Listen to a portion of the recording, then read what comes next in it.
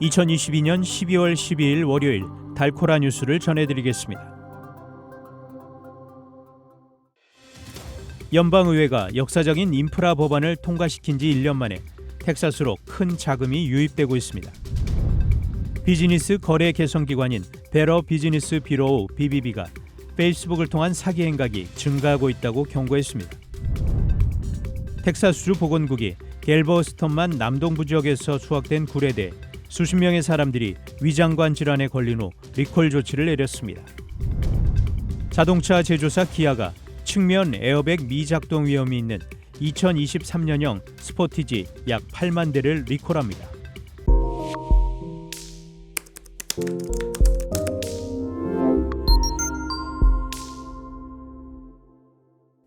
연방의회가 역사적인 인프라 법안을 통과시킨 지 1년 만에 텍사스로 큰 자금이 유입되고 있습니다. 백악관에 따르면 11월 기준 텍사스주에는 310개의 특정 프로젝트를 포함해 139억 달러의 자금 지원이 발표됐습니다. 이 같은 금액은 캘리포니아의 162억 달러 다음으로 두 번째로 큽니다. 텍사스는 이 자금의 대부분인 108억 달러를 도로와 다리, 기타 운송 프로젝트를 위해 사용합니다. 특히 DFW 지역 고속도로 프로젝트에선 635 주간 고속도로와 롭12 개선 공사가 포함됩니다. 또한 텍사스는 대중교통 개선에 6억 4,500만 달러, 청정에너지 및 에너지 효율에 2억 4,600만 달러, 전기자동차 충전 네트워크 구축에 1억 4,700만 달러 등에도 자금을 할당받았습니다.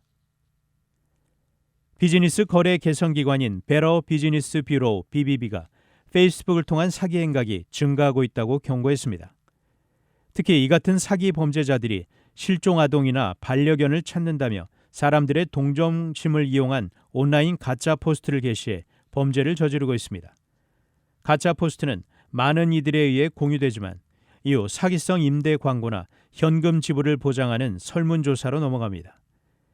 BBB는 이 같은 미끼 상술 광고 수법에 대해 사용자가 임대할 주택을 보기 전에 임대 보증금을 가로채기 위한 것이거나 개인정보를 빼내기 위한 것이라고 설명했습니다. 이에 BBB는 게시된 포스트를 공유하기 전에 내용을 검토할 것을 조언했습니다. 텍사스주 보건국이 갤버스턴만 남동부 지역에서 수확된 굴에 대해 수십 명의 사람들이 위장관 질환에 걸린 후 리콜 조치를 내렸습니다. 이에 지난 11월 17일부터 12월 7일까지 갤버스턴만의 TX1 지역에서 수확된 반각굴과 껍질이 벗겨진 굴 등 모든 굴이 리콜 대상에 포함됐습니다.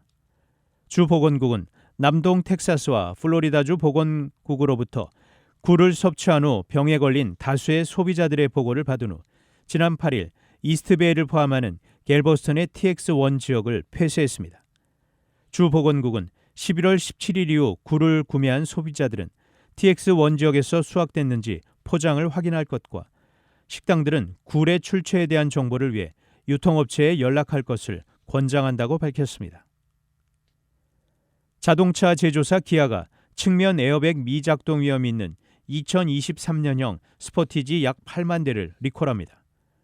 자동차 전문 매체 카버즈닷컴은 연방고속도로안전협회가 2023년형 스포티지 차량의 제조 과정에서 사이드 커튼 에어백의 설치 결함을 발견, 문제 차량 총 76,918대의 리콜을 결정했다고 보도했습니다. 연방고속도로안전협회는 해당 차량 탑승 중 충돌 사고 발생 시 측면 에어백이 작동하지 않을 가능성이 있다고 판단했습니다. 리콜 대상인 스포티지는 2022년 1월 12일부터 11월 17일까지 제조된 2023년형 모델입니다.